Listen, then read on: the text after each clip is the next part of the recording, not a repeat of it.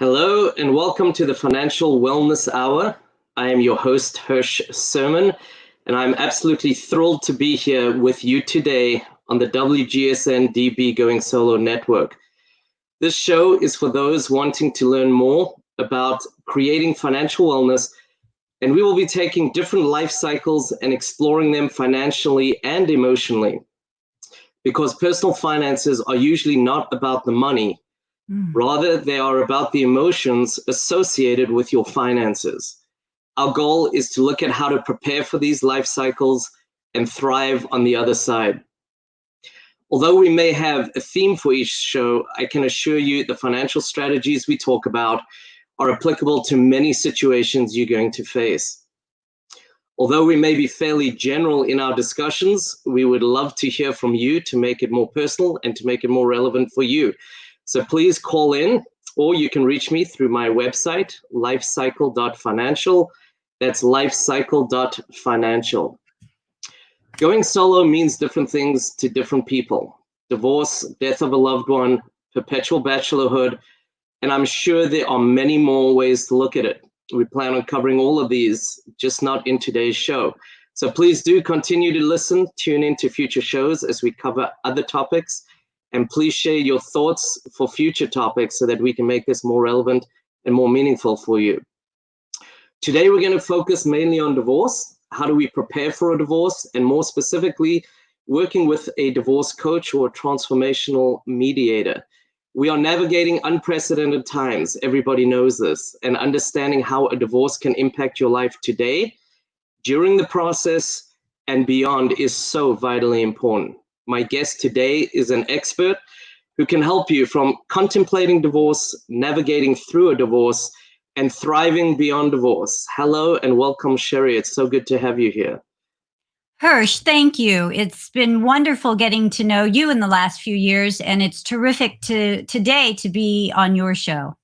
I'm excited. I think we have a lot of great stuff we're going to speak about, and I'm going to just jump right in with a few questions. So most people, I think, when they are contemplating or thinking about a divorce, they kind of think, I'm contemplating divorce, I need an attorney. That's kind of the go-to professional. As you and I both know, there are many different things someone needs to contemplate and prepare for when they're thinking about a divorce.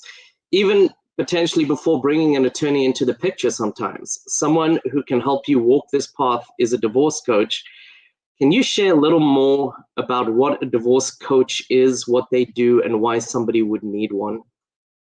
Absolutely, Hirsch. So I think the best description I can give of a divorce coach is someone prepared to walk by your side and be an objective thinking partner, using your values to help you with your mindset and make decisions as you contemplate, are in the midst of, and if you have post-divorce complications.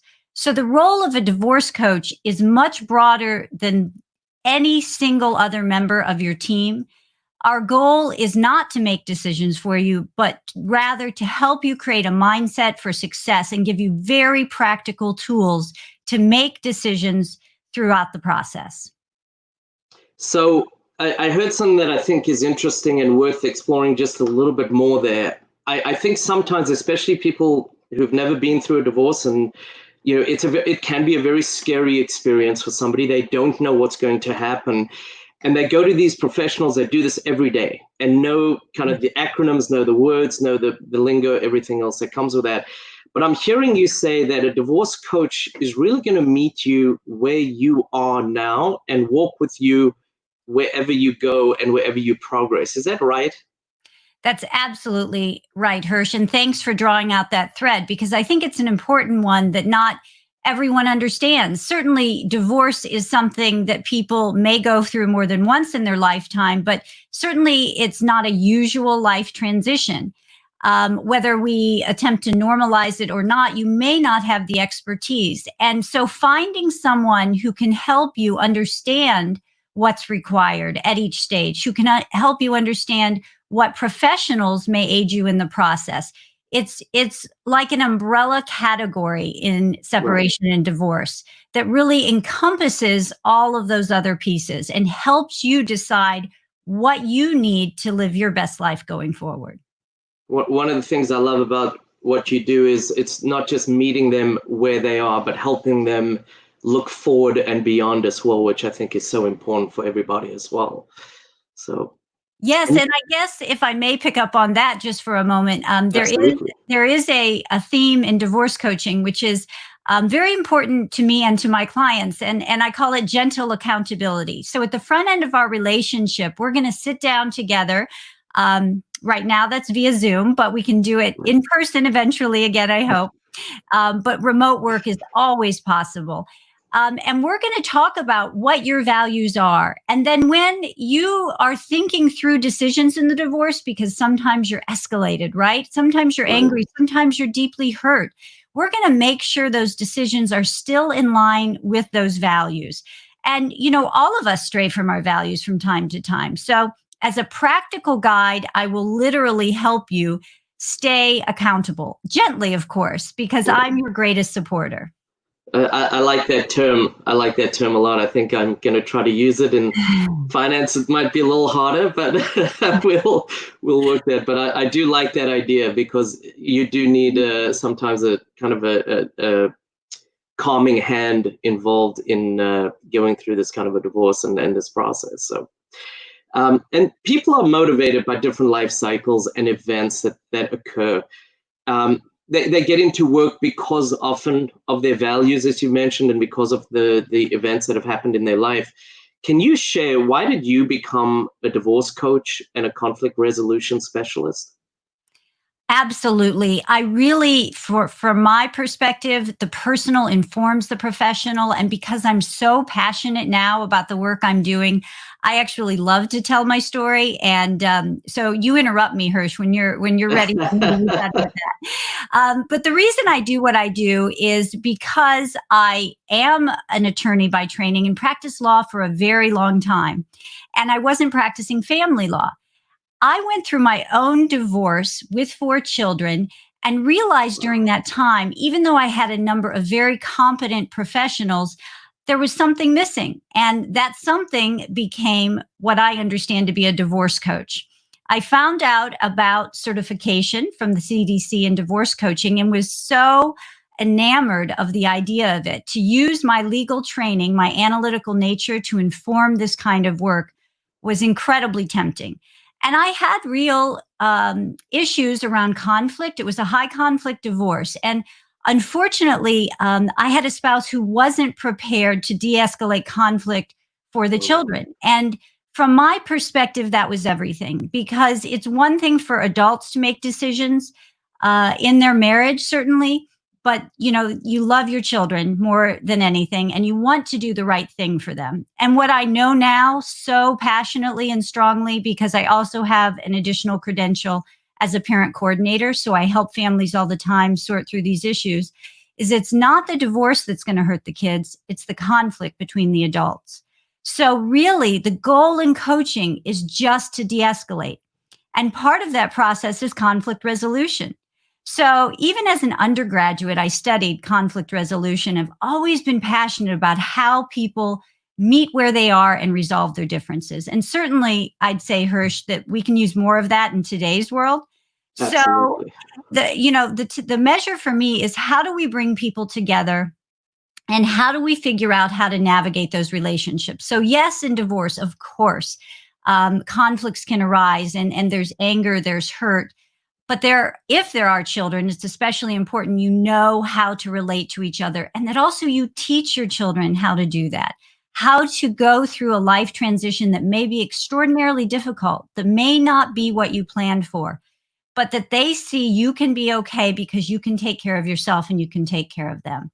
So really, in a way, Hirsch, all of my training as a lawyer, as a conflict specialist, as a mediator, when I was a lawyer, brought me to this point to do the divorce coaching work that I do now, and in addition to be a transformational mediator. So I will say, I think, I've shared on this show before that I'm divorced. It was one of the major reasons that I went into doing what I do. I think everybody is inspired by somebody who has that kind of passion behind what they do. especially when you go out and you help other people with your passion. I think that's enormous. And you pretty much covered the question that I was about to ask, but I'm going to just say a couple of things that I think are important of what you said. One is teaching the children. I think sometimes, children understand they friend with somebody and they grow, and in middle school and high school, it's different, and they might grow apart. And that's on a much smaller scale. And when they look at their parents, being able to emulate, or they will at some point, I guess, emulate their parents and the behavior they see from their parents. And so being able to do what you've just said in de-escalate and show people, this might not have worked out for us, but it doesn't have to be this brutal knockdown, prize-winning fight. And I think what you said is so important for people to understand with that. And the other thing I think is very, very important, and I say this to all of my clients, is this is not the last chapter. A divorce is not the last chapter in this part of your life. It's really the first chapter in the rest of your life. It sets up going forward the relationship, as you said, with your children, with that co-parent, because you do have to continue to co-parent. It might set you up financially if you are doing things, but it really is the beginning of moving forward as opposed to closing out this chapter. And I think that is very, very important for people to understand as well. Hirsch, if I may just add, because I think that's a terrific summary of all the principles we're talking about. And I think for our kids, when we think about divorce and the challenges they face, one of the things that they're faced with now, for example, is so much inundation over social media and a temptation to respond to posts and to internalize that communication. And one of the things divorce can teach us, and that we can teach our children in divorce, is that not every thought needs to be expressed. And so one of the things I'm most passionate about in divorce is communication. How do we communicate with a soon-to-be ex or former spouse?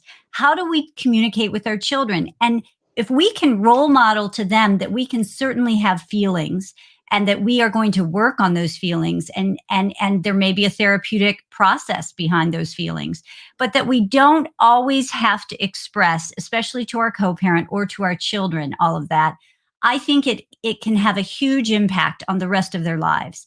And that's a really important skill in today's world.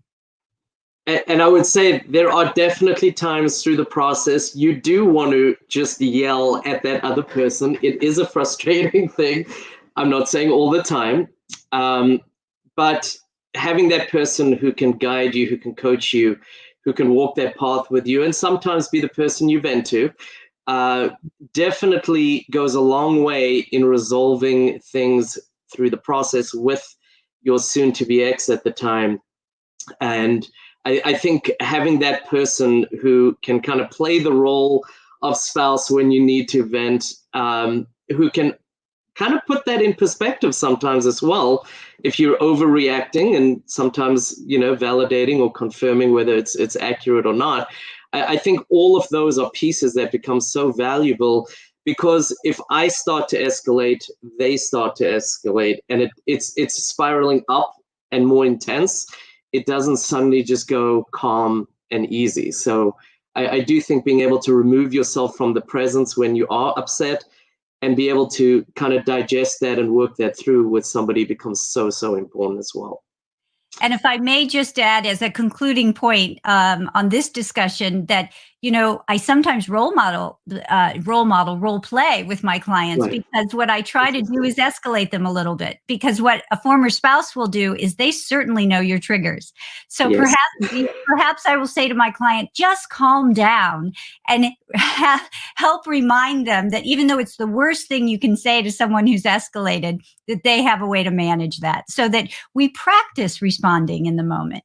And right. To remember also that what your spouse brings to you, their urgency isn't your emergency, unless in fact someone's, bleeding or on the way to the hospital. Right. So to remember that sometimes we just need to take time in our response. And although it may feel very cathartic in the moment to respond otherwise, really what you've done is give them the satisfaction of that response, which is not what we need to do to grow in the process. And I love what you're saying, that you can actually prepare that and have that conversation before you have the conversation, makes it so much stronger. And, it's funny. I had a client once say to me, how come it's the person who's upset you that always tells you to calm down? But anyway. It's so true. And we just need to be prepared for that. And I like to call it, have a mantra or a go-to response. And it works in a number of situations, even in our everyday lives, which is great. That is good. That is good. I've mentioned on this show before that the earlier you can prepare for your divorce, the better. Can you share a little on why it is important to have a coach as you contemplate or start that process? Yes, I absolutely can. And I think it's important because the decisions you make in divorce impact the rest of your life. And if you are not prepared as you would be, for example, a much simpler example is, making dinner. And if it's something you've never made before and you haven't gotten all of the elements for the recipe together, it can sometimes have disastrous results, especially, let's say, if you're baking something, right? The cake can fall flat. So what we don't want is for you to be in the middle of a process that you didn't fully understand and then recognize that there are many other decisions that you could have made that would be more helpful to you. So having a coach at the beginning of the process helps you decide, first of all, should I stay or leave this marriage? Are there things I can do to repair for myself, for my children? And we'll talk about that. And in addition, we'll talk about the kind of divorce support you may need. Can you mediate this divorce? Can you have one person who's a lawyer who helps you agree to the division of property, custody of children, because you and your spouse are in that position? Do you need your own lawyer because you have a spouse that's high conflict, but can you find a way to still de-escalate that process? So every case, yes, lots of divorces may happen, but everyone really is unique and individual. But there are different processes in place that can help each person in a different way.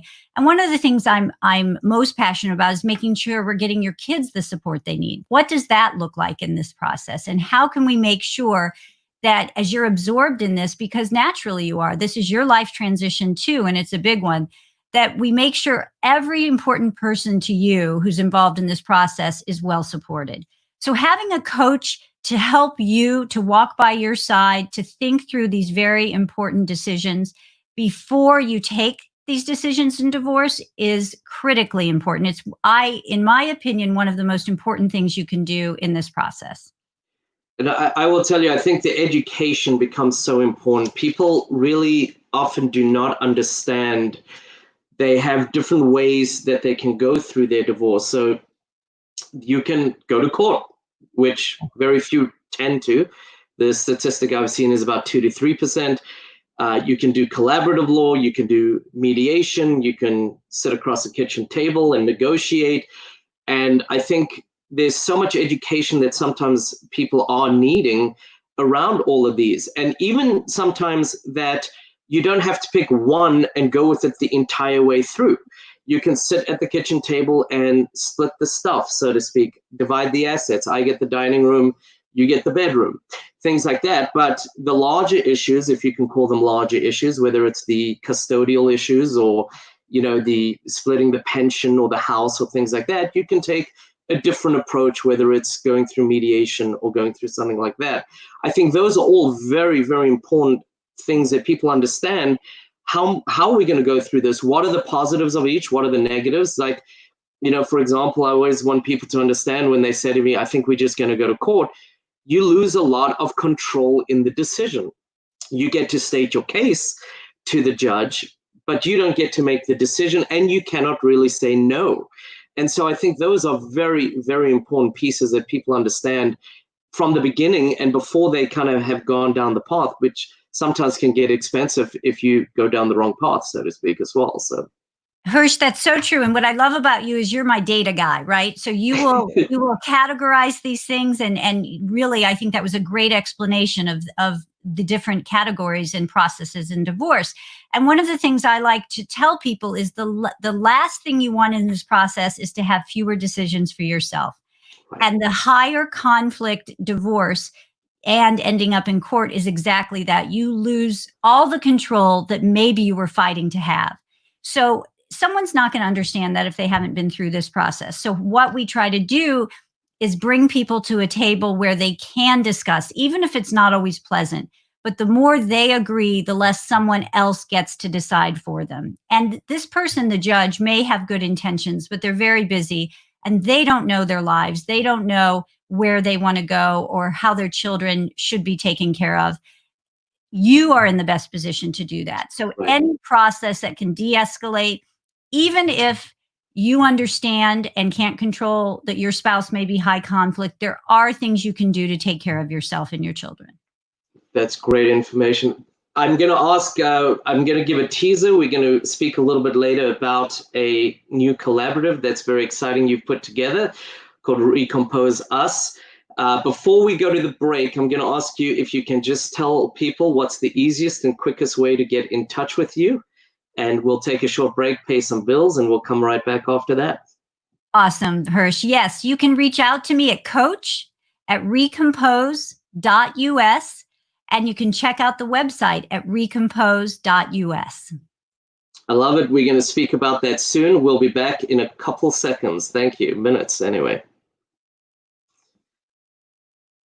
Hi, everyone. We are back on WGSN-DB. This is the Financial Wellness Hour. I am Hirsch Sermon, your host, and we have Cherie Morris, who is our guest today, who is an expert in many areas of divorce, but focusing on, firstly, as I said earlier, a collaborative called Recompose Us, is the founder also of Dear Divorce Coach, and is somebody that I go to often and have had many conversations over the last probably 5 years with. And it's very, very exciting to have you with us. So thank you again for being here. Thank you, Hirsch. And I think you know, Cherie, I am a very strong believer in having a team on your side through the divorce process, going beyond the divorce process sometimes as well. And I'm going to ask you a little bit later, as I said, about the collaborative, about building that team around you of Recompose Us. But if you can talk a little bit about you speaking to a client, or sometimes clients, I know you deal with more than one party sometimes together, and you realize we need other professionals in the mix here. We're going to bring in another professional. What role do you play with your clients at that point? That's a great question, Hirsch, and it will lead into the discussion of Recompose Us for sure. But in my practice as a divorce coach, one of my primary jobs is to make sure professionals who can support my clients are available. And those key components include legal services, financial services, sometimes parenting and therapeutic services. So all of that I consider part of the divorce support network, and really important professionals for my clients to have access to, even as I continue to work with them throughout the process. So for example, if I have started with a client who may be contemplating divorce, I will be next to them, holding their hand, working through the different types of professional legally they may need in divorce, and then referring them to a number of people whom they can interview and decide who's a good fit for them. And that's true of the financial service too. One of the most important things people can do, and of course you know this very well, is have a good financial support person. And one of my favorite types of divorce support is the person who will do the analysis for you. If I'm working with an individual, I will recommend to them that they have it done. If I'm working with a couple, even better, because then they can both see and have, with this neutral financial person, a sense of their finances.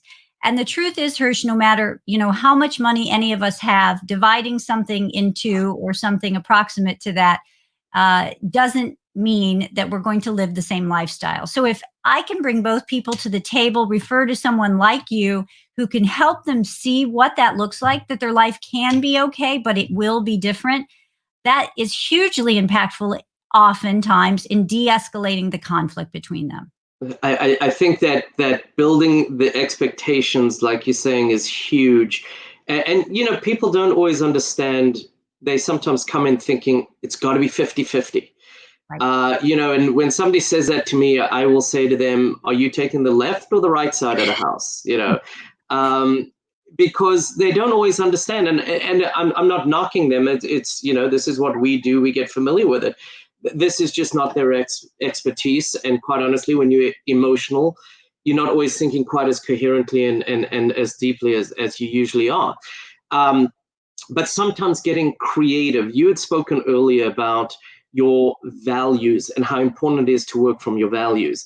And I take a very similar approach, and I think it's so important that people do identify their values when they're preparing as well.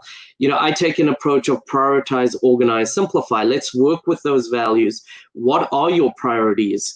And then let's get to kind of simplifying it for you. So bringing the right people into the mix, I think, becomes so important. I think the other thing that sounds kind of counterintuitive is, if you add people to your team, it sounds like it's going to get more expensive, but actually can be much cheaper and get you a better outcome because your attorney is not, trained in the finance side. I can tell you wouldn't want me as your attorney. I certainly wouldn't do a good job. I'm certainly not trained for it. But having those right professionals in can have such a better outcome for you as well. Hirsch, that's so true. And I think one of the distinctions to be made as we pick a process for a person going through divorce, one of the kinds of divorce is collaborative, and you've hinted at that. And one of the disadvantages of collaborative is that you are mandated to have particular professionals on your team.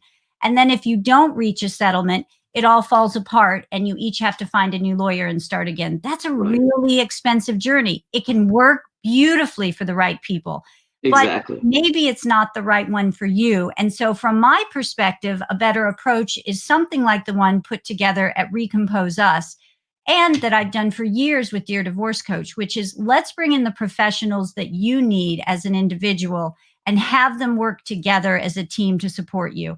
And don't have me doing the pieces I shouldn't be doing, but do let me walk by your side, make sure I'm coaching you on your communication with your former spouse, helping you de-escalate, and doing a check-in on all those other professionals. So we're asking the right questions and preserving your resources. So somebody comes to you, whether they set on or exploring getting a divorce, and then they turn to you and they say, okay, what next? So what is the best advice you can give somebody starting a divorce? And we understand sometimes you choosing it and sometimes you're not choosing it, but what is the best advice that you can give someone starting a divorce? I think really the best advice is first to be mindful. And that can be very, very difficult. And by mindful, I mean, let's get in touch with who you are in this moment and recognize that we can't always think ahead to what's going to happen a year from now. We're really going to take steps in line with the information we have now. We're going to recognize the information we need to get. And so really what that means is de-escalating. So calming down. And I know that may be counterintuitive, that we're a people of action in this country. We want to take action. And I'm a big believer in action. Just ask my husband. He finds it very annoying sometimes. But I think really what I mean is we can't do good work together until we calm down. And so we're thinking clearly and we're very deliberative. So I want to meet you. I want to know you. I want to understand your values, whether you're deciding to leave the marriage, whether you've been left. All of that informs likely what you're thinking and how you're thinking. And I just want you to have clarity and to feel that you have a safe place to land. And that's me. I will be here for you. And one thing I do for my clients is I'm available by text, email. I will set up Zoom calls, of course, and regular telephone calls, because I find that if I meet people where they are, whether it's an individual or a couple, if I'm in the moment of escalation, I can help calm down those moments. And that may impact them very significantly as they make legal and financial decisions and really important decisions about and with their children. Those are so important. And I think that, like we spoke earlier, as you de-escalate, you can think more clearly, you can make better decisions as you move forward. And I think all of those are so important to be able to do, because I always call it behind enemy lines. When you're in the thick of it and it's emotional and all of a sudden you've got to make a big decision, I call that being behind enemy lines. And, you almost need, like the military, when they go behind enemy lines, you need to train. This is your training. This is your forethought, that when you get there, when you're in that situation, you've already thought it through. You know that there's 2, maybe 3 different ways that this could go, and which way is best for you and how to respond to it. So I think this is so vitally important. And I love your analogy, Hirsch. It's very male, and I love that because that's why we work so well together. And sometimes that works with my male clients, and then my female clients are like, no military analogies, right? Right. So you really have to think about the individual, but I like to use what resonates with them. So I may adopt that in my arsenal. Absolutely. So we're in the middle of a global pandemic. We've seen states go forward, some are rolling back. We've seen quite a difference in everything going on in our lives in almost every way. I mean, our living confinement, everything. Can you talk a little bit about what you're seeing with the clients that you work with through COVID? Absolutely. I think for all of us, because we're in this together, I think we all have those feelings of anxiety, of feeling a bit trapped, of feeling that our regular lives have been disrupted, of having children at home all the time who would otherwise be in school and not able to be as productive as we once were, of job loss. So I see all of those things as people go through divorce or have underlying conflicts they're trying to resolve. So it adds an element of escalation.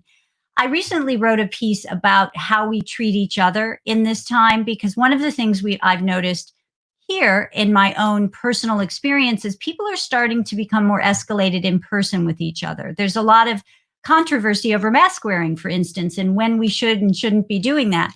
And my principles apply the same to that de-escalation of conflict as any other, which is, let's be kind humans. Let's allow the people in charge to chastise those who may not be following the rules. Let's take care of ourselves, but not put ourselves in a position to be telling others what they should be doing. And that's really the same with divorce, right? All we can do is take care of ourselves and our children. Anytime we're telling someone else what they should do, a defensive response is triggered. So I'm really trying to help my clients notice when that may be true in their own lives, and how they may, through their own anxiety, feel more in control when they start telling other people how to manage, how to behave. And it's usually just not a successful path. As you well know, Hirsch, it doesn't always work with our own children. So certainly with strangers we meet in the street is probably not the best approach. So right. And I will say, for everyone, that piece is a great piece. I have read it. It is up on Recompose.us, and it is under the blog section. So I would say it's very worthy of going on there, going and reading it and seeing, because I think it's also somewhat thought-provoking. We're facing things we've never faced before. And I thought, for me anyway, got me thinking about a couple things of my own. So I thought that was a very good piece as well. Thank you, Hirsch. So you've been doing the Dear Divorce Coach for quite a while, and recently you created a really exciting new collaborative. We've spoken about building a team. We've spoken about being educated.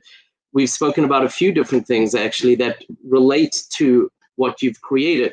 So why did you start Recompose Us with Kentland Psychotherapy in addition to Dear Divorce Coach? Well, first of all, Kentland Psychotherapy is a remarkable place. Its founder is Elizabeth Carr, and she is an amazing, insightful woman who sees the way therapeutic support bleeds into so many other areas of our lives. And so she was very open to this idea that coaching is very supportive to her clients who have practical decisions to make. So she and I were talking about the ways in which I was already doing divorce coaching as a part of Kentland's, separate from my Dear Divorce Coach practice. And she said, hey, what if we could put something together where we have an intentional team of people to help people de-escalate in any kind of conflict? Because as you may imagine, at Kentland Psychotherapy, they have people who come in that may have a beef with their mother-in-law, or a marital separation dispute, or just a marital dispute, who don't necessarily want a divorce, or perhaps have a child they haven't spoken to in years and they can't see their grandchildren. So she would see these conflicts come up, and they certainly can do therapy with the people, but how do you engage the other side? How do you create real change? So it's really that springboard that led to Recompose Us.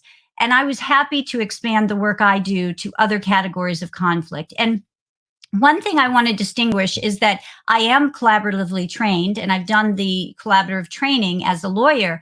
And this is what I would call a cooperative, if that makes sense. So Yes. we're not part of the formal collaborative law process. In Right. fact, what we do is a little different, but also serves, I think, in a very impactful way. So what we do is have someone reach out to me as the coach who will always be there by your side in a way, sort of a coach concierge, figuring Right. out what your needs are. So do you need a therapist right away because you've experienced trauma from a conflict you've had from a parent that comes from childhood?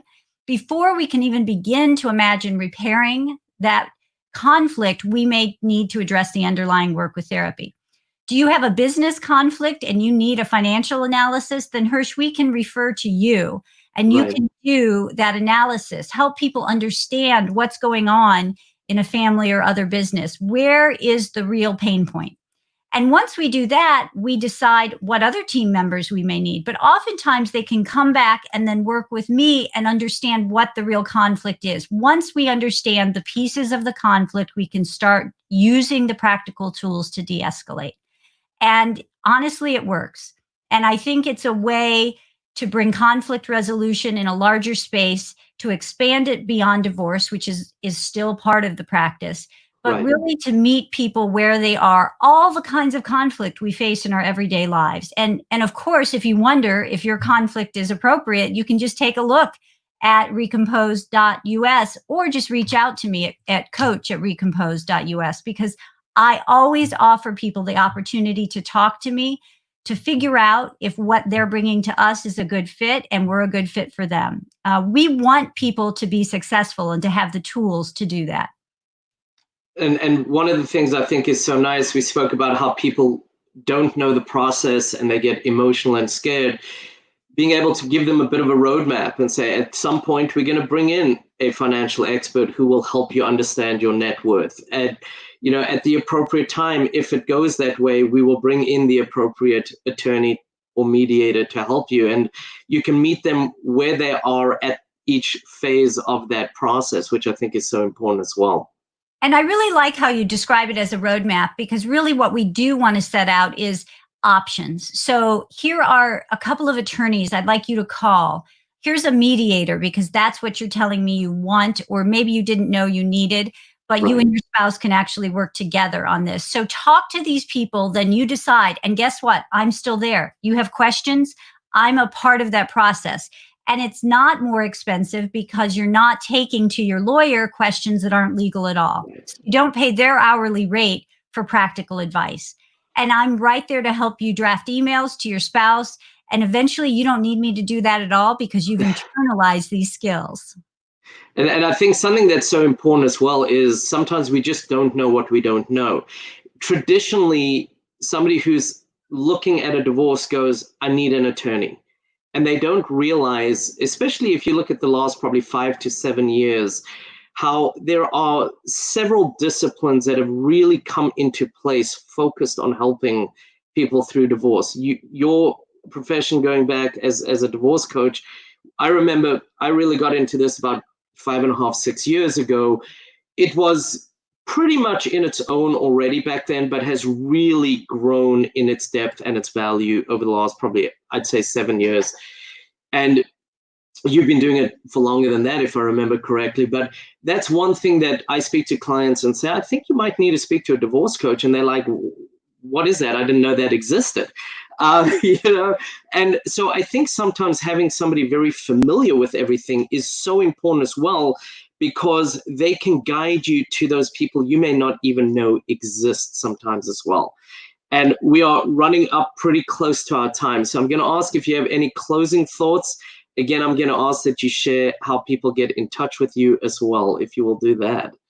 Terrific. Thank you, Hirsch. I think the closing thought is just there are real opportunities to de-escalate any kind of conflict that you may have, whether it's around the contemplation of, in the midst of, or post-divorce, or problems you have in your family system, potentially if you've faced infertility and have discussions with your spouse that are very difficult, other kinds of separation or just marital conflict, grandparent visitation issues. We are here to help you shift those pain points. And you can find me by reaching out to coach@recompose.us. You see my number on the screen. You can also text me at 301-928-4695, and we'll set up a time to talk. I always offer a consultation because I want to be available when you need me, and we'll see if it's a good fit. I absolutely love this cooperative. I think it's going to be amazing what it's going to do to help people through it. I can tell you, not just on the finance side, that it is easy to get into a situation that complicates a divorce or any conflict even more. It's just very simple for that to happen. Having someone to walk the path with you and be a trusted coach can do wonders for your emotional state through it all, as well as the outcomes that you achieve. I highly recommend working with an expert. You've heard from one today for sure. She is great. She is one of my trusted go-to people, and you've heard some amazing information here as well. So Cherie, thank you so much for joining me. Thank you for sharing not just about Dear Divorce Coach, about Recompose Us. And I think the services are invaluable that you've created. You have a way of making something that's not so simple sound pretty simple. And I thank you for that, because that's not an easy thing to be able to do. I am Hirsch Sermon, your host for the Financial Wellness Hour. Please reach out to me through my website, lifecycle.financial. That's lifecycle.financial. Please reach out with any questions for me or for Cherie. You can certainly reach out. You've got her information too. And I look forward to you joining me next time in 2 weeks for our show. Thank you so much. Be well.